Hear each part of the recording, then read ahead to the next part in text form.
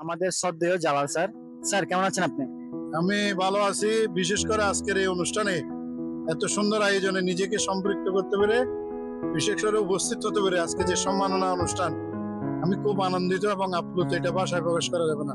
এই ধরনের অনুষ্ঠান অবশ্যই শিক্ষকদের সামনের দিকে যে কাজ করার মান সেটা অবশ্যই বাড়িয়ে দেবে, আমি এটা বিশ্বাস করি। এবং হাজারো স্টুডেন্ট যে এখানে এসে একসাথে হলো, বিশেষ করে প্রাক্তন শিক্ষার্থী, তাদেরও আমি আবারও সুস্বাস্থ্য থেকে শুরু করে তাদের এই প্রোগ্রামের সর্বাঙ্গীন সফলতা কামনা করছি। আপনার পুরাতন ব্যাচদের মধ্যে কাদের স্মৃতি সবচেয়ে বেশি মনে পড়ে?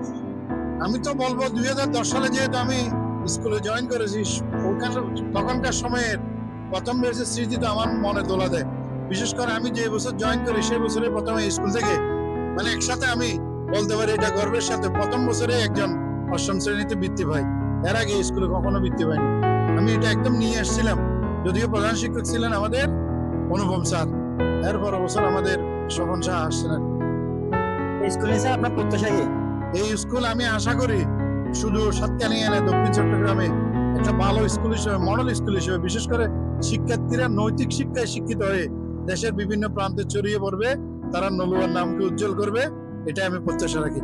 এরকম অনুষ্ঠান কি বারবার হওয়া দরকার? অবশ্যই দরকার, যদি সুযোগ এবং সময় থাকে। যদিও অনেক সময় আমাদের সুযোগ এবং সময় কম থাকে, তারপর আমি মনে করবো এই ধরনের অনুষ্ঠান কন্টিনিউ করলে আমরা অনেক দূর এগিয়ে যেতে পারবো। স্যার আপনাকে অনেক অনেক ধন্যবাদ আমাদের সময় দেওয়ার জন্য। ধন্যবাদ।